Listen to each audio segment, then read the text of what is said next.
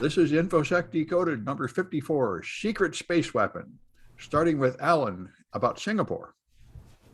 Yes, Vice President Kamala Harris is making a tour of Southeast Asia and has just left Singapore, where Singapore and the U.S. signed 3 memoranda of understanding regarding cybersecurity. And the U.S. signing memoranda of understanding in the interests of defense or cybersecurity is nothing new. The U.S. has been signing these with various countries for decades, even in cybersecurity. But what's interesting about these 3 with Singapore is the extent of the agreements. And the first of these MOUs or memoranda of understandings is that there's going to be an enhanced cybersecurity partnership between the Cybersecurity Agency of Singapore and the CISA in the US, Cybersecurity and Infrastructure Security Agency. And so these 2 agencies are going to be cooperating more as a result. The second of these MOUs is an agreement between the Monetary Authority of Singapore and the US Treasury Department. And so they're going to be looking at financial crimes and protecting both countries from financially motivated cybercrime. The third one is the most interesting, though, because it's an agreement between Singapore's Ministry of Defense and the U.S. Department of Defense. And so they're going to be working on, I suppose, the military aspects of cybersecurity, defense, and potentially offense, too. The specifics of these agreements have not been released, or at least I'm not aware of them yet. But it's this third part, this third MOU, that's the most interesting, because as far as I know, the U.S. doesn't really have such agreements in place with very many other countries, if any at all, at least not of this nature. So the U.S. and Singapore do have long-standing military ties and relationships for strategic interests. It's interesting to see that cybersecurity now is becoming such an important part for both countries. And I should say that even though Singapore is a very geographically small country with a small population, when it comes to cybersecurity in particular, it really does punch well above its weight. So it's going to be an interesting link up between the US and Singapore. And it'll be interesting to see what comes of this cybersecurity collaboration and what capabilities they both jointly develop on that front. Yeah, no, Black Hat Asia is in Singapore. We wanted to go last year, but it was all messed up due to COVID. Yeah, we'll see what comes of that. All right, and I thought this was very interesting. This long article I put off for a couple of days about the world's largest computer chip. They're not kidding. They said there's CPUs designed for normal general purpose computing, and then there's GPUs, but both of them are not very good for AI. It's just the GPUs are less terrible. And this is a special chip designed for AI, and they are really not kidding. 800,000 cores. The single chip consumes 15 kilowatts, so cooling it is really a chore with water cooling directly on the chip. And 21 centimeters across, it's an entire die, and $2 million for one chip. They have one at UC Berkeley. And anyway, they say it's the new way forward.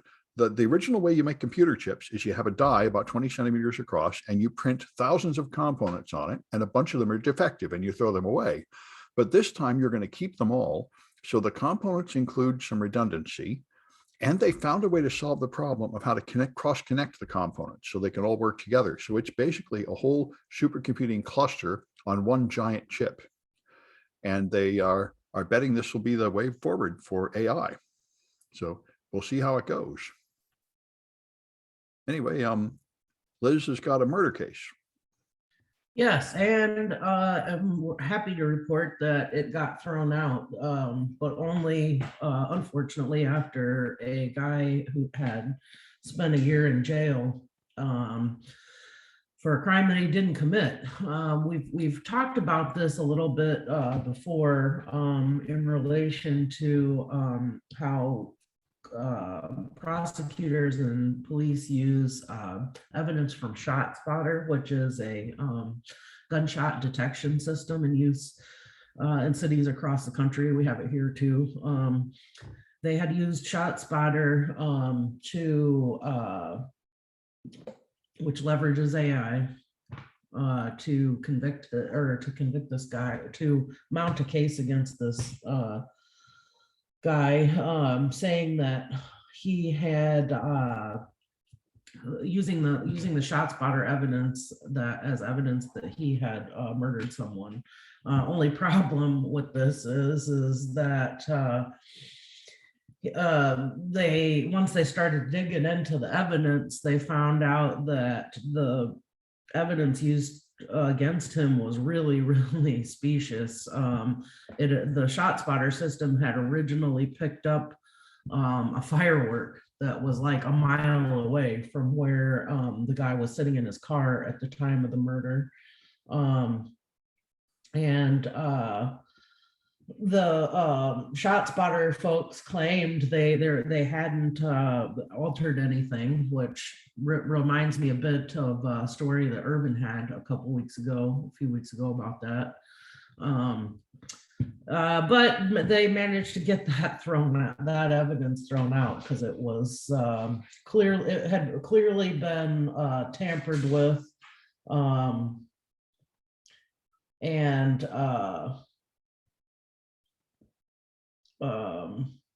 they were because it had been after the files are collected with the audio recordings, somebody can go back in and reclassify the sounds as as coming from a different source, because sometimes the ShotSpotter will say, hey, that's just a firework or a car backfiring. Other times it'll say this was real, it was a gunshot from an AR-15 and there were 5 rounds or whatever. So apparently humans can go back in and alter the way that that audio data is tagged, and that's what happened here, which is pretty slimy. Well, this is why you need good forensic experts on the other side. The whole point of the forensic expert is you have to really understand the technology and be able to point out the flaws in it. Mm-hmm. Yeah. All right. And Kaitlyn, so fortunately they let him out. Sorry. Yeah. And so apparently they had a good forensic expert on the defense side, or something of that sort happened. The lawyers got to the bottom of it. Good. All right. And Kaitlyn's got Google's algorithm. Yeah, or something like it. There was an attempt was made. So abc.net.au has an article written by James Pertil talking about how some researchers were trying to figure out Google. They were just sort of reverse engineering how it works. And they were trying to figure out, like, how does it come up with, the results it gives you? And some of the results are a little surprising in a good way, actually. But it's still kind of like, well, we still don't really know. So basically what they did, the researchers put a bunch of browser plugins on people's computers, and they just got results from all over the world and just collated the data to figure out how Google was giving results.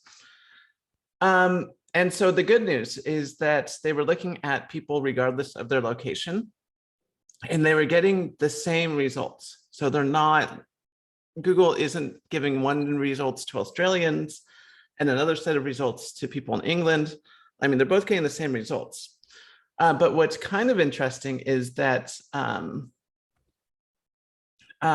there's a whole bunch of curated content. Like if you search for COVID, like Google's obviously sort of has the content ready and showing you, here's stats about COVID. Don't sue us. Don't do anything bad. Here's what you should do if you think you have COVID. And but Google has long said they don't curate content, but they clearly are. And in this case, that's probably a good thing. But there's still very little transparency in their algorithm, which is kind of scary, because on other Google services, they very much personalize all your content. Like on YouTube. And it would be very scary if Google, for example, found out that you liked right-wing or left-wing conspiracies, and then all the search results were conspiracy theories, that would be very bad. So yeah, That's essentially how YouTube works. that is exactly how YouTube works. And if they were to expand that model to Google, which apparently they do not, so I want to give Google credit, but if they would, that would have been very bad. Yeah, yeah. Well, it's nice to have people keeping an eye on it. Yeah. And Irvin's got Razor. Yes, there's a Razor bug that when you plug in one of their mouse, you can get root access. Pretty fun. The tool goes into installs a system. It's got to do with driver installation, which is Yeah, I've never seen this before. So apparently what happens is you plug in a Razer dongle or Razer mouse or something, and then instead of just installing the drivers in the background without any human action, it downloads an installer, like Windows Update, downloads the installer from Razer, the actual Razer installer, and then pops up the whole installation process. Now, of course, the Windows background processes are running a system. And those carry over into the Razer installation program, which is how you get root. Yep. you can just press a key press to get like a command prompt as root. Actually, what you do is there's a thing that says like, where do you want to install Razer? And you can click on that, and then you get the little open dialog, which is essentially an explorer. So you can go over and right-click on cmd.exe and get a system command line. Yep, that's an old trick to break out of sandboxes. Yeah. And it still works. Well, and I think the point is they're supposed to use plug and play. And plug and play is supposed to mean the driver is already in there and they don't have to do any of this. It sounds like what's really going on is Razer did not follow Microsoft best practices in implementing their driver install. And I've heard this is true of like many other devices too. Yeah. But fun to see that a gaming mouse can get you root. Yeah. All right. And which makes, I was going to say, I wonder if there's a way to scan the Microsoft repository to see like what devices download what software. And I wonder if there's like an NSA device. Well, you can totally enumerate the drivers in plug and play. I used to do it years ago in XP support. You can also add your own drivers there. Anyway, so Alan says Facebook shelved an early report.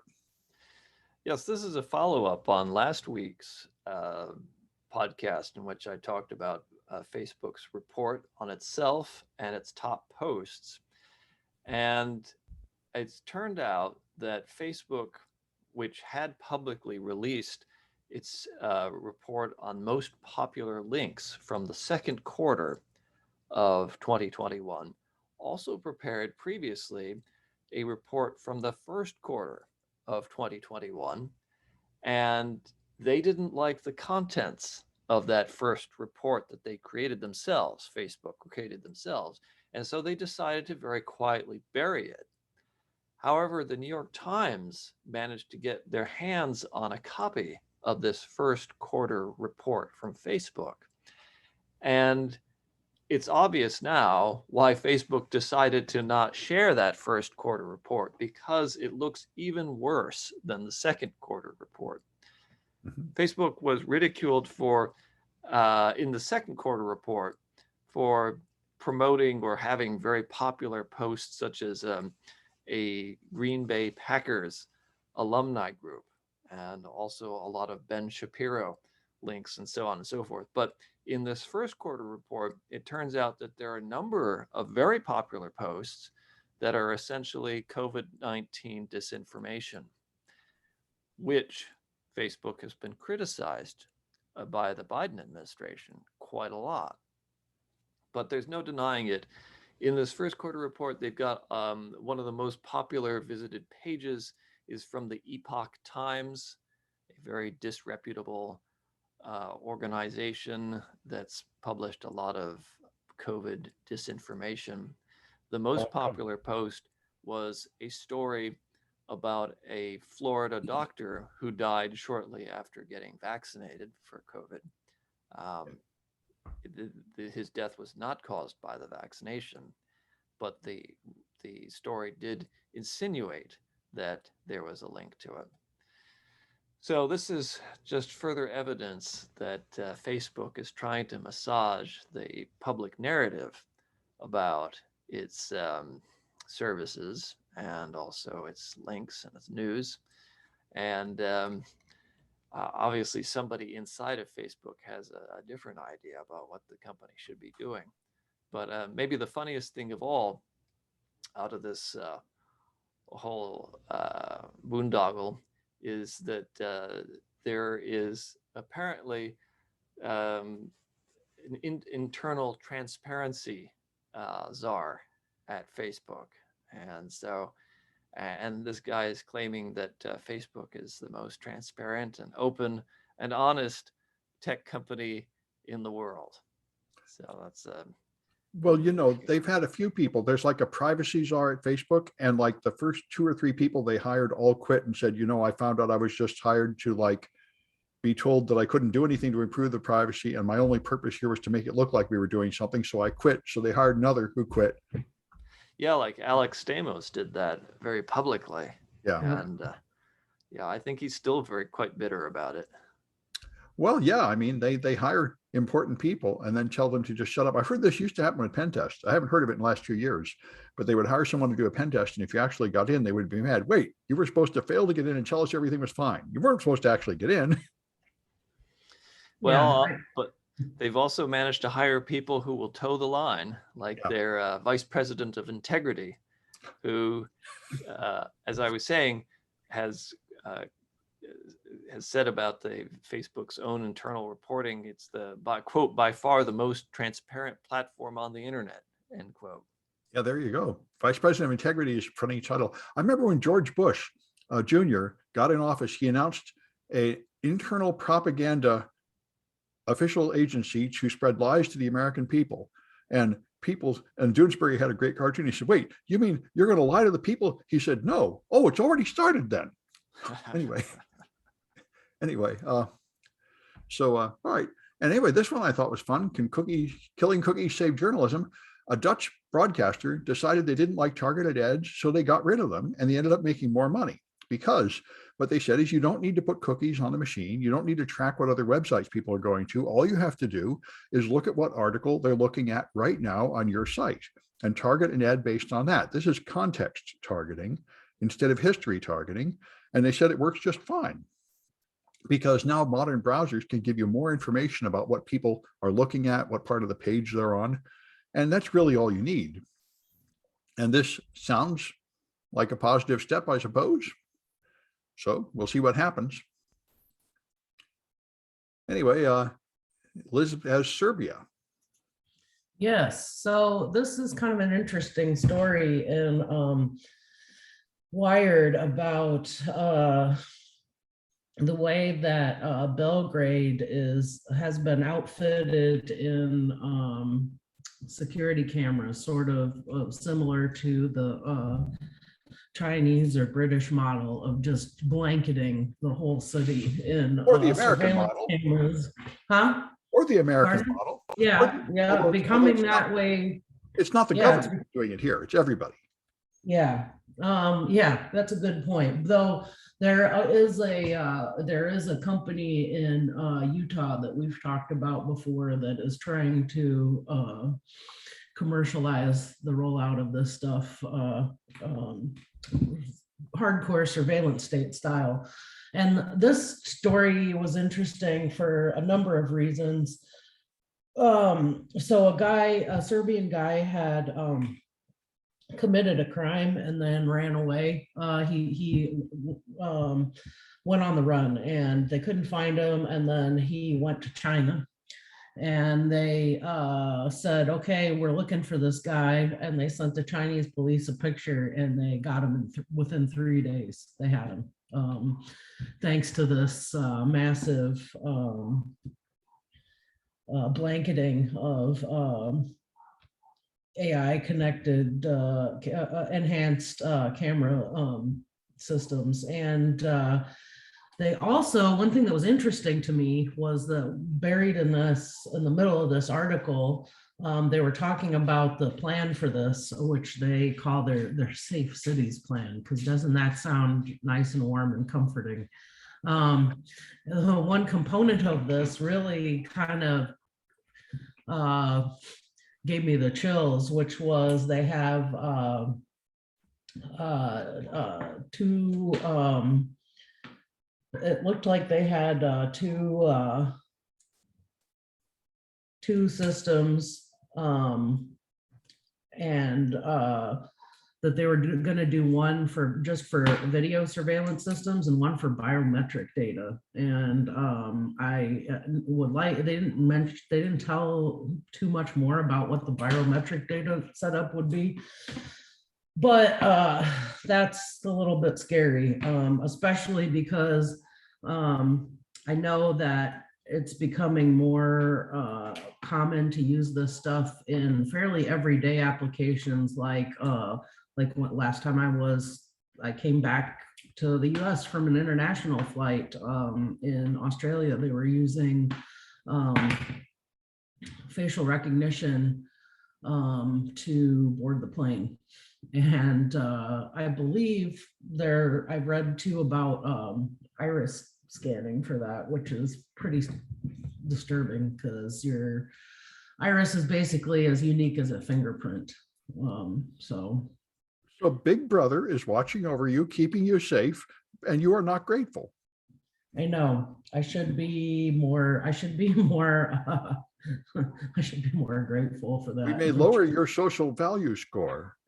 I know. For such thoughts.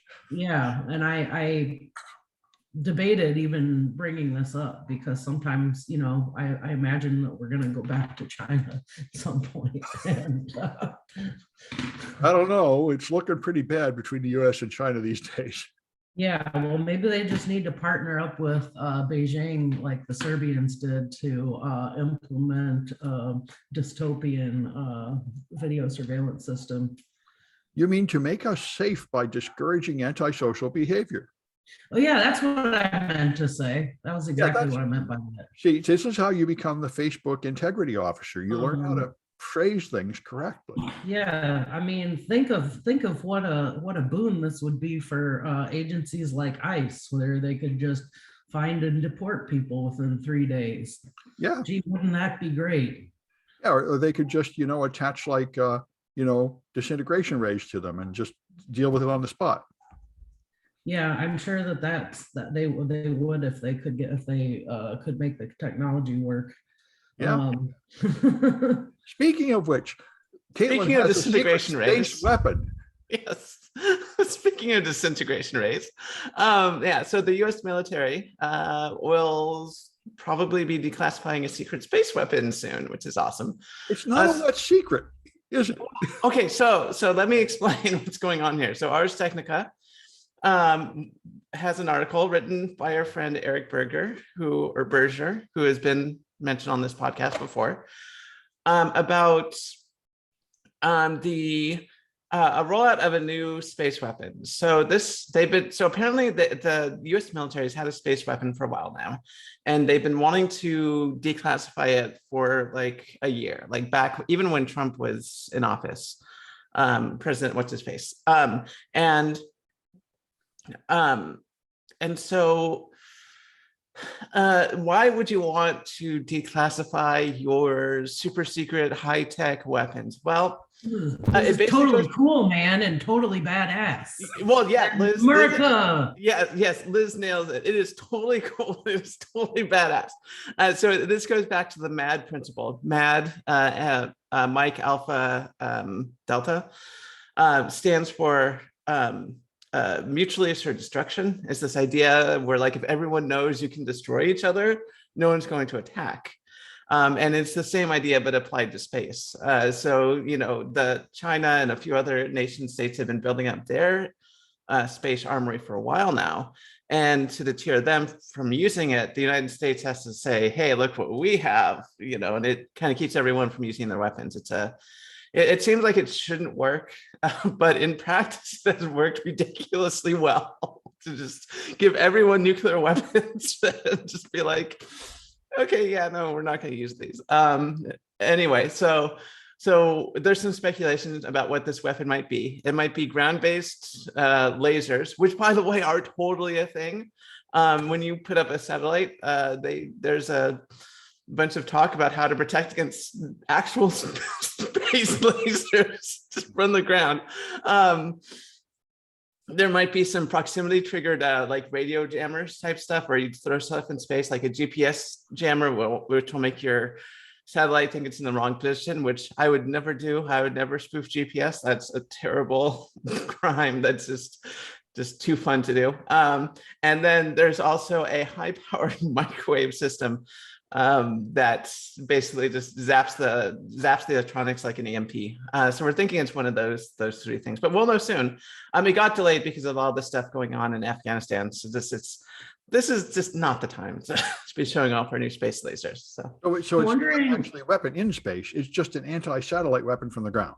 usually these things are usually most of the anti-space weapons we have are just shot off from the ground. We don't put stuff in space to take stuff down. That would be very problematic from an international standpoint. Yeah. But the thing is, as I was going to say, the other thing, the reason why you don't put space weapons in space is because they're too easy to shoot down from the ground. Right. I would think though that, you know, ground to orbit weapons could cause some international law problems too, especially when you're targeting another country's assets in space. Well, I'm very pleased to see that these weapons do not create shrapnel, which is Oh very- no, they totally do. Don't worry. No, they will totally. If we start shooting up space weapons everywhere, yeah.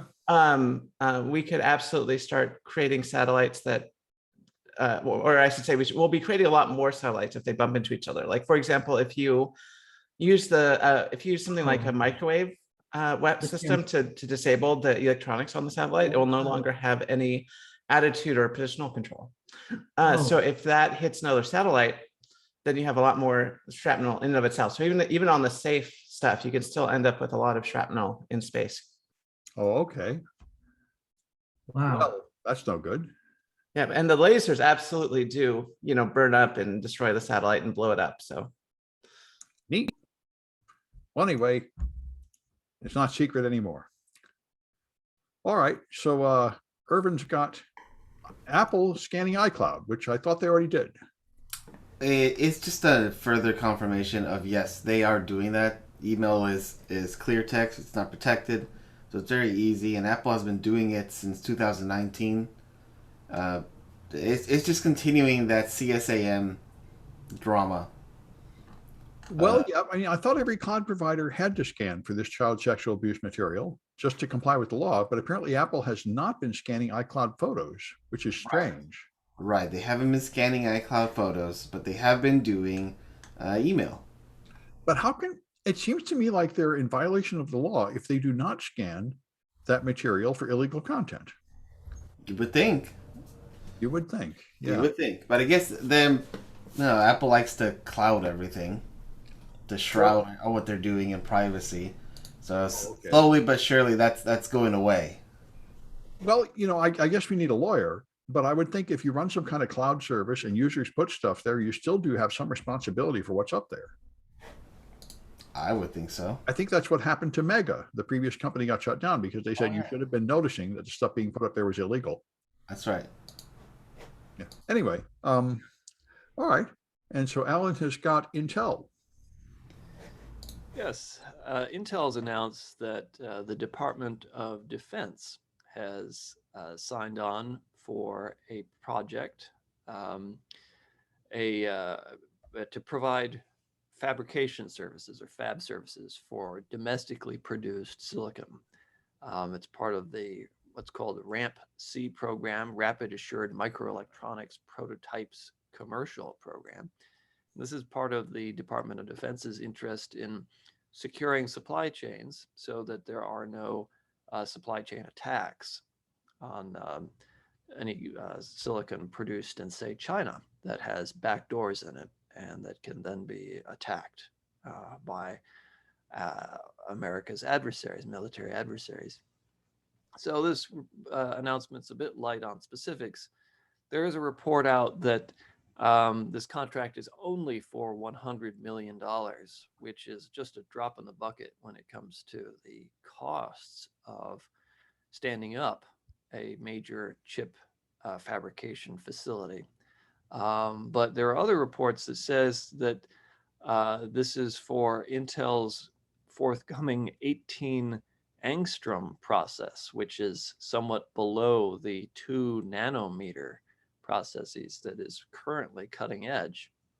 So we're looking out a few years to 2024, 2025, probably, before this process is online and these facilities are capable of manufacturing.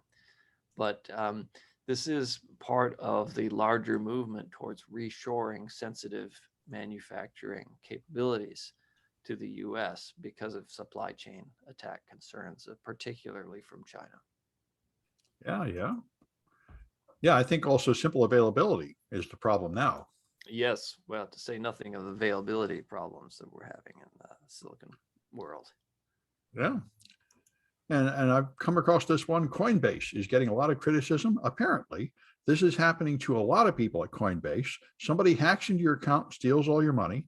And then when you contact Coinbase, you can't reach them. They treat you like a customer at Google or something. I thought a bank, when you are paying for an account, would at least answer questions. And Coinbase just completely ignores them. They canceled their chat service saying it was too much bother.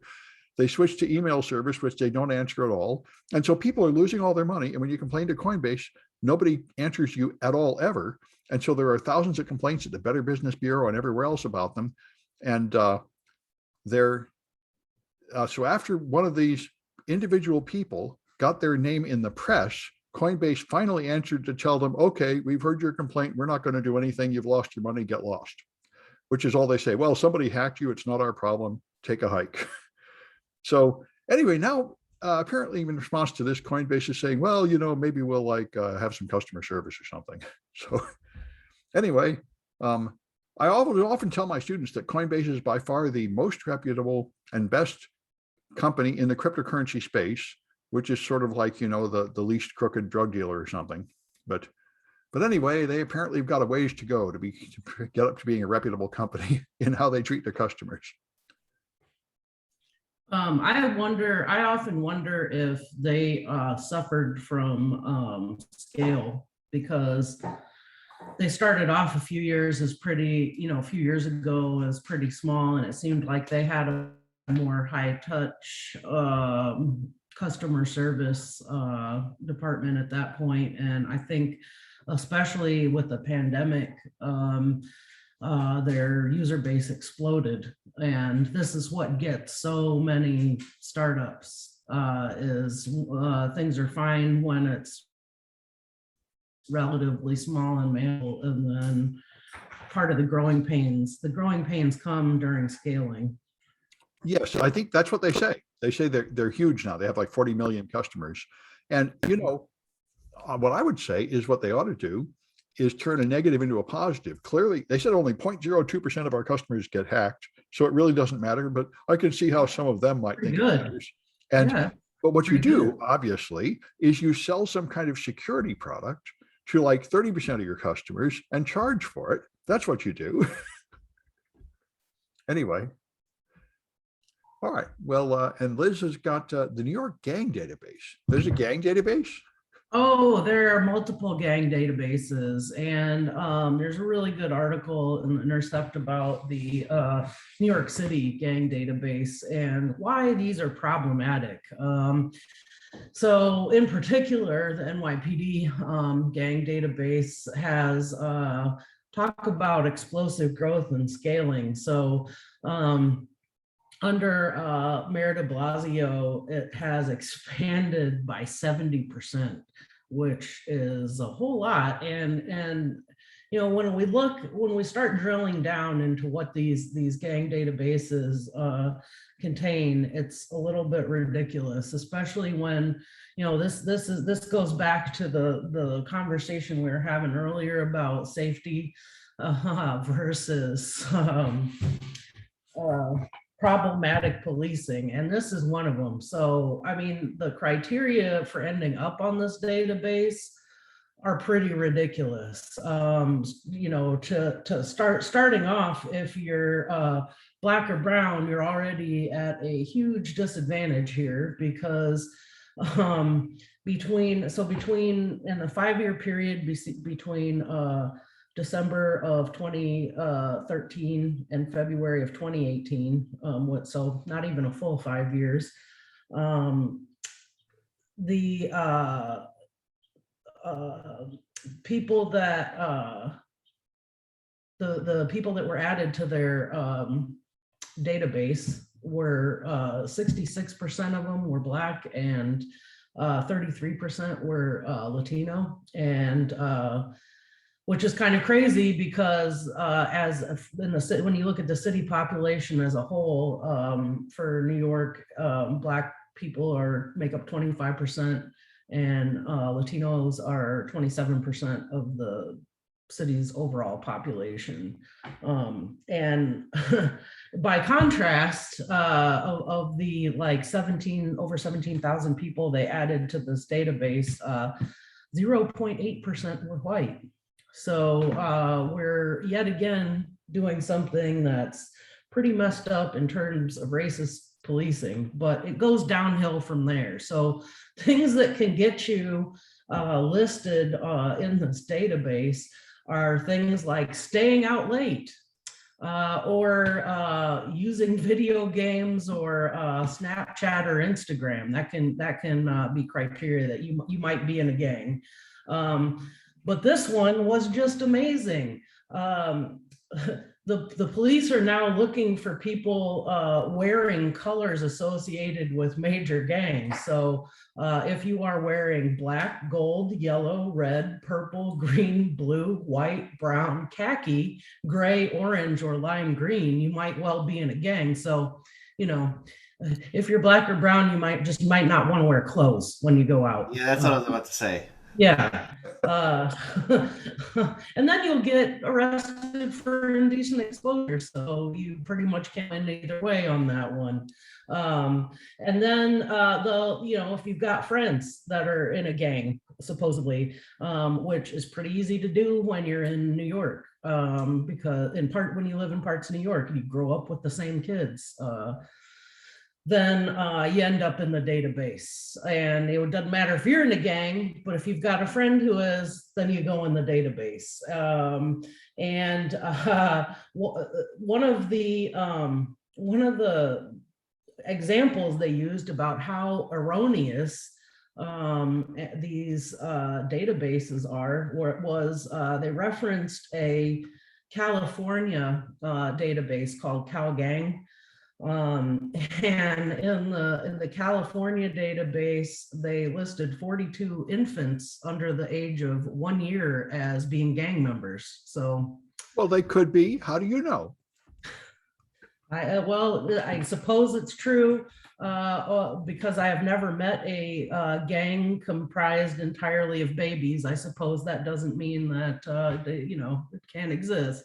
They could be ruthless. They might have no concept of the consequences of their actions. They could be. I think one salient point here also is that these databases don't just stay within the local police department.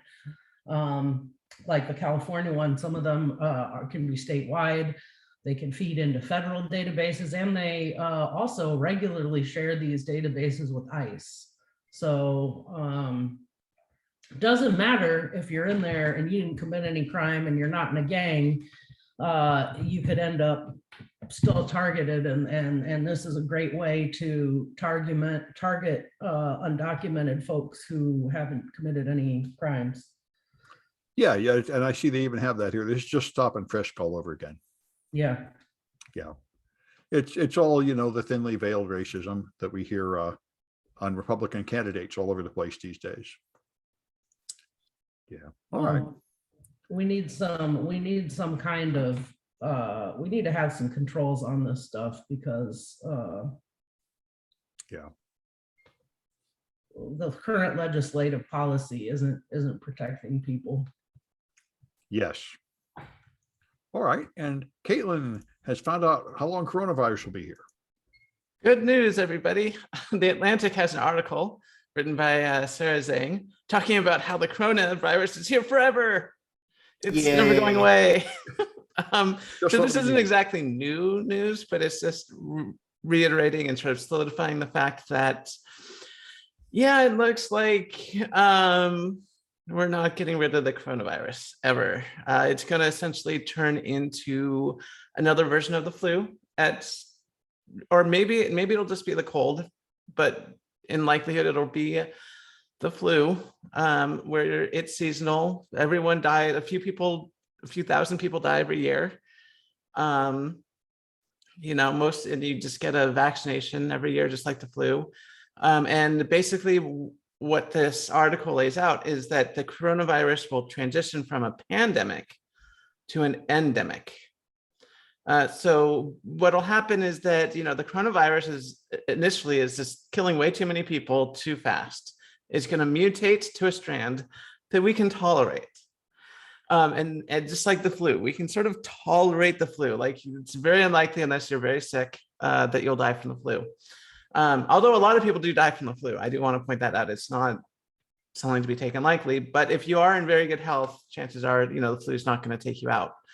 And that's probably what's going to happen with the coronavirus. Like I said, this is not new news. I've been hearing this for months, but it's now in the Atlantic. This is what I guess the scientists, the pandemic scientists are agreeing on now, is that, the coronavirus, it's not going away anytime soon.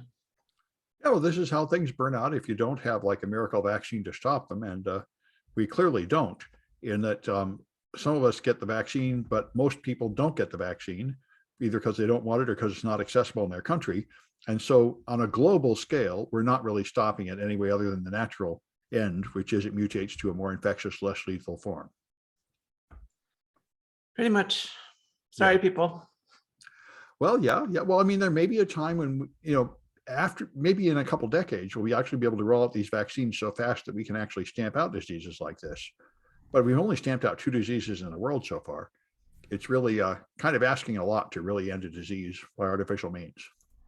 Maybe we should just put a satellite in space that puts out the chemical into the atmosphere and everybody just breathes it. That's what the polio vaccine did. They infected you with a lesser disease, which would then spread and infect the unvaccinated. That can be done. That has been done, and it's quite effective. It does, however, involve the interesting ethical conundrum of killing some of the people you give it to, who you then refer to as involuntary altruists, who are sacrificed for the benefit of others. Anyway, so Irvin's got a couple. The Dying Night. The Dying Night, I think was one that, it was one that I sent to you because I thought that would be interesting for you. Yeah. Of being able to basically neuter Windows Defender, even though it resets when you restart the computer. But at least for the session that it's on, you can by anti-symbolic links neuter Defender so that you can run things like Mimikatz without having to disable it.